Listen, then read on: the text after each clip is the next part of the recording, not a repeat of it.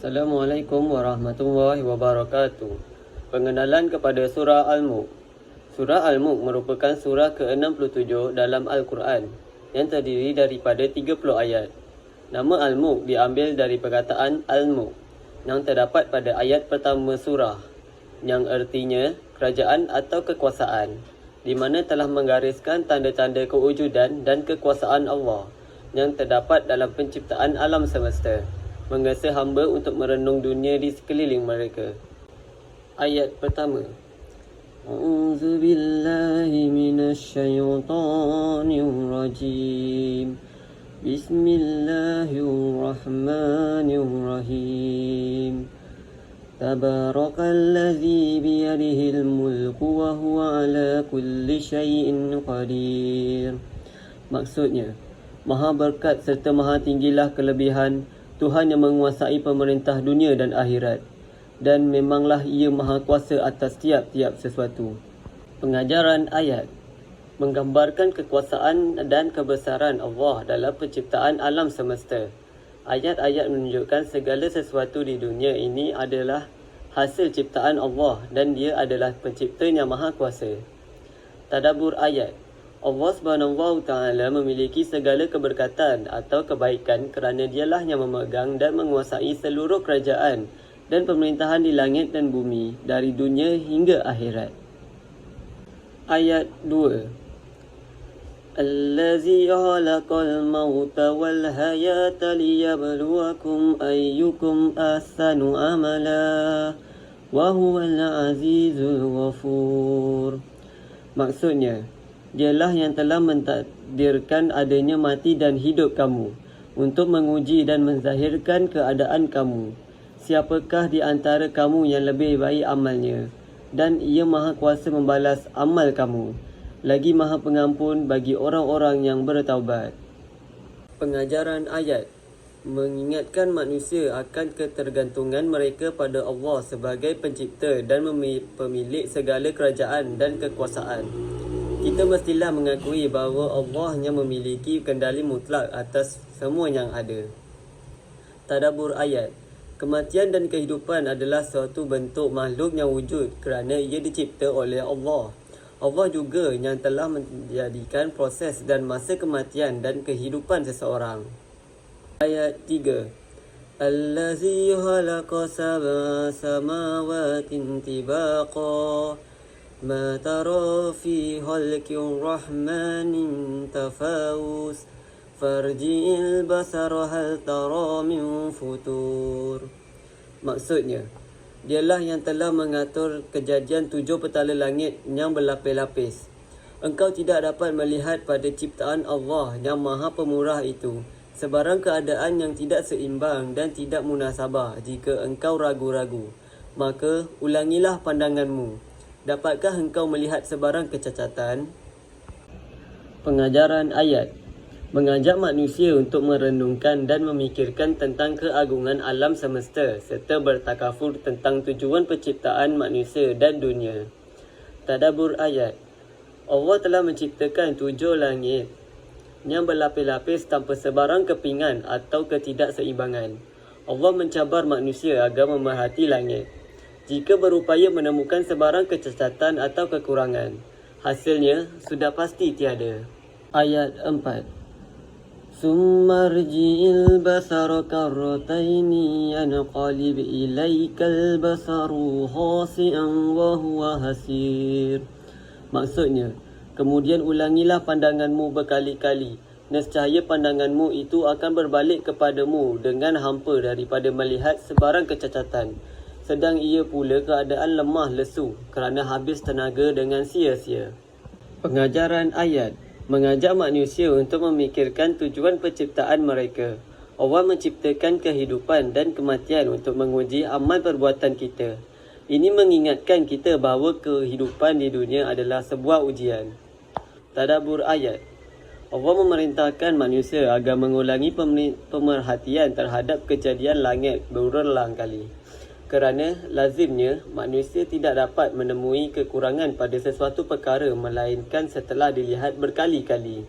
Namun, Manusia tetap tidak dapat mencari kekurangan dalam penciptaan langit kerana tiada sebarang kekurangan yang ditemui. Ayat 5. وَلَقَدْ زَيَّنَّا السَّمَاءَ الدُّنْيَا بِمَصَابِيحَ وَجَعَلْنَاهَا رُجُومًا لِلشَّيَاطِينِ وَأَعْتَدْنَا لَهُمْ عَذَابَ السَّعِيرِ.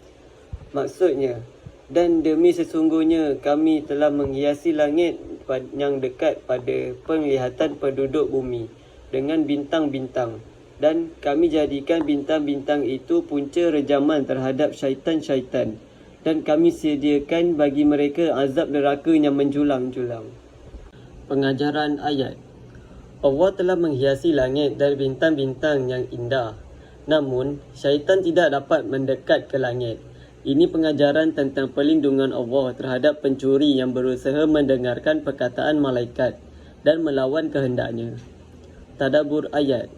Allah menyatakan bahawa langit diperhiasi dengan pelita-pelita yang bermaksud bintang-bintang yang bertaburan. Itu rejaman balasan terhadap syaitan. Namun, Allah menyediakan balasan yang jauh lebih dahsyat di akhirat nanti, iaitu api neraka yang marak menjulang. Ayat 6. وَلِلَّذِينَ كَفَرُوا بِرَبِّهِمْ عَذَابُ جَهَنَّمَ وَبِئْسَ الْمَصِيرُ. Maksudnya, dan bagi orang-orang yang kufur ingkar terhadap Tuhan mereka, disediakan azab neraka Jahannam dan itulah seburuk-buruk tempat kembali. Pengajaran ayat mengingatkan manusia tentang keterbatasan meskipun memiliki penglihatan dan pengetahuan yang bisa kembali kepadanya pada bila-bila masa. Ini mengajar kita untuk merasa rendah diri dan mengaku bahawa segala yang dimiliki adalah pemberian Allah. Tadabbur ayat. Balasan bagi para pengikut jejak syaitan, iaitu orang kafir. Mereka ini disediakan dengan seburuk-buruk tempat kembali, iaitu azab api neraka. Neraka bukan hanya untuk syaitan, tetapi juga untuk orang kafir dan musyrik secara umum. Ayat 7. إِذَا أُلْقُوا فِيهَا سَمِعُوا لَهَا شَهِيقًا وَهِيَ تَفُورُ. Maksudnya, apabila mereka dicampakkan ke dalamnya, mereka mendengar suara jeritanya meraung-raung, sedang ia menggelegak. Pengajaran ayat mengajarkan bahawa walaupun Allah memiliki kekuasaan mutlak untuk menghukum, dia juga memiliki sifat pengampunan yang besar. Oleh itu, manusia perlu bersungguh-sungguh dalam beramal baik dan berharap akan pengampunan Allah. Tadabbur ayat menggambarkan betapa dahsyatnya seksaan yang diterima oleh penghuni neraka. Mereka dihumban ke dalam neraka. Terdengarlah suara pekikan yang menggambarkan ketakutan dan kesakitan yang dirasai akibat api neraka yang panas menggelegak. Ayat 8. Taqadu tamayyazu minal ghaiz kullama ulqiya fiha fawjun sa'alahum khazanatuha alam ya'tikum nazir. Maksudnya, hampir-hampir ia pecah berkecai-kecai kerana kuat marahnya. Tiap-tiap kali dicampakkan ke dalamnya sekumpulan besar dari orang kafir. Bertanyalah penjaga-penjaga neraka itu kepada mereka, tidakkah kamu pernah didatangi seorang Rasul pemberi ingatan dan amaran di dunia dahulu? Pengajaran ayat mengingatkan tentang neraka yang disiapkan bagi orang-orang yang ingkar. Ini adalah pengingat akibat buruk bagi mereka yang menolak kebenaran dan mengabaikan tuntutan Allah. Tadabbur ayat. Allah Subhanahu wa Ta'ala menggambarkan betapa ngerinya suasana dalam neraka yang penuh hiruk-pikuk jeritan suara orang kafir, seolah-olah neraka itu hampir pecah berderai lantaran kemarahannya. Ayat 9. قالوا بلى قد جاءنا نذير فكذبنا وقلنا ما نزل الله من شيء إن أنتم إلا في ضلال كبير. Maksudnya, mereka menjawab, ada, sebenarnya telah datang kepada kami seorang Rasul pemberi ingatan dan amaran. Lalu kami dustakan serta kami katakan kepadanya, Allah tidak menurunkan sesuatu pun. Kamu wahai orang yang mendakwa menjadi Rasul, hanyalah berada dalam kesesatan yang besar. Pengajaran ayat. Allah memberikan kesempatan kepada manusia untuk bertaubat dan beriman. Allah tidak terburu-buru untuk menghukum, tetapi memberi kesempatan untuk berubah arah hidup dan kembali kepadanya. Tadabbur ayat. Orang kafir bukan sekadar mendustakan para Rasul, bahkan turut mengejek dan mendakwa bahawa Rasul dan para pengikutnya itulah yang jauh sesat. Kata-kata malaikat penjaga neraka terhadap orang kafir yang sesat akibat perbuatan mereka di dunia. Ayat 10. وَقَالُوا لَوْ كُنَّا نَسْمَعُ أَوْ نَعْقِلُ مَا كُنَّا فِي أَصْحَابِ السَّعِيرِ. Maksudnya, dan mereka berkata, kalaulah kami dahulu mendengar dan memahami sebagai orang yang mencari kebenaran, tentulah kami tidak termasuk dalam kalangan ahli neraka. Pengajaran ayat. Beriman dan beramallah dengan ajaran Islam yang disampaikan oleh Rasulullah SAW agar kita terselamat daripada siksaan neraka di akhirat kelak. Tadabbur ayat. Orang kafir menyesali kedegilan diri sendiri yang dahulu langsung tidak mahu mendengar dan memikirkan nasihat yang disampaikan oleh penyampai risalah. Ayat 11. فَاعْتَرَفُوا بِذَنبِهِمْ فَسُحْقًا لِأَصْحَابِ السَّعِيرِ. Maksudnya, akhirnya mereka mengakui dosa-dosa mereka sebagai orang yang kufur, ingkar.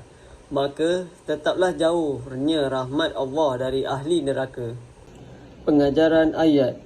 Pentingnya pertimbangkan akibat dari perbuatan manusia. Allah mengajak manusia untuk memikirkan akibat dari perbuatan mereka di dunia yang akan dihitung dan dinilai. Tadabbur ayat. Orang kafir menyesali dosa mereka dengan mengakui telah mendustakan, menafikan dan menolak seruan dakwah yang disampaikan. Namun, pengakuan dan penyesalan itu ternyata sia-sia kerana telah pun menjadi penghuni neraka. Ayat 12. Innallazina yahshawna rabbahum bilghaibi lahum maghfiratun wa ajrun kabir. Maksudnya, sesungguhnya orang-orang yang takut melanggar hukum Tuhannya semasa mereka dilihat orang dan semasa mereka tidak melihat azab Tuhan, mereka beroleh keampunan dan pahala yang besar.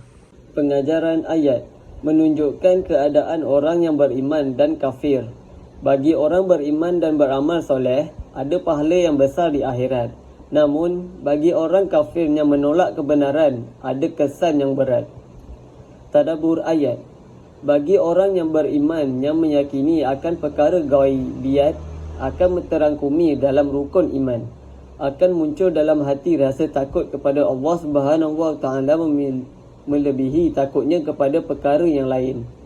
Kewaspadaan dan kesedaran inilah yang melayakkan mereka yang mendapat keampunan dan beroleh ganjaran yang besar dari Allah SWT. Ayat 13. Wa asirru qaulakum awijharu bihi innahu alimun bizati sudur. Maksudnya, dan tuturkanlah perkataan kamu dengan perlahan atau dengan nyaring, sama sahaja keadaannya kepada Allah. Kerana sesungguhnya Allah Maha mengetahui akan segala isi hati yang terkandung di dalam dada. Pengajaran ayat. Kita menyedari bahawa Allah Maha mengetahui dan memahami lubuk hati yang terdalam. Mengingatkan bahawa mereka boleh mengawal aspirasi luaran. Namun Allah mengetahui keikhlasan dan kebenaran fikiran dan niat yang paling dalam. Tadabbur ayat. Allah mencabar manusia sama ada mereka mengucap sesuatu secara terang-terangan ataupun tersembunyi. Semuanya berada dalam pengetahuannya, hatta apa yang tersembunyi dalam hati mereka. Ayat 14. Ala ya'lamu man khalaqa wa huwal latiful khabir. Maksudnya, tidakkah Allah yang menciptakan sekalian makhluk itu mengetahui segala-galanya? sedang ia maha halus urusan pentadbirannya, lagi maha mendalam pengetahuannya. Pengajaran ayat menunjukkan bahawa kerumitan ilmu dan pemerintahan Allah Subhanahu Taala memberi peluang untuk mengamalkan rasa bersyukur, mengenali nikmat dan menzahirkan rasa syukur atas hikmah yang mendasari setiap aspek penciptaan. Tadabbur ayat. Allah amat teliti dengan segala penciptaannya daripada sebesar-besar makhluk. Sudah pasti Allah mengetahui segala-galanya kerana dialah yang mengawal semua urusan makhluknya, sama ada yang zahir maupun batin. Ayat 15. Huwallazi ja'ala lakumul arda zalulan famshu fi manakibiha wa kulu min rizqih wa ilaihin nusyur. Maksudnya, dialah yang menjadikan bumi bagi kamu mudah digunakan, maka berjalanlah di merata-rata ceruk rantaunya, serta makanlah dari rezeki yang dikurniakan Allah. Dan ingatlah kepada Allah jualah tempat kembali kamu sesudah dibangkitkan hidup semula, maka hargailah nikmatnya dan takutilah kemurkaannya. Pengajaran ayat. Renungkan keindahan alam semula jadi dan peristiwa yang berlaku dalam kehidupan. Ini boleh membawa kepada hubungan yang lebih mendalam dengan iman dan penghargaan yang lebih besar untuk peranan pencipta dalam semua perkara. Tadabbur ayat.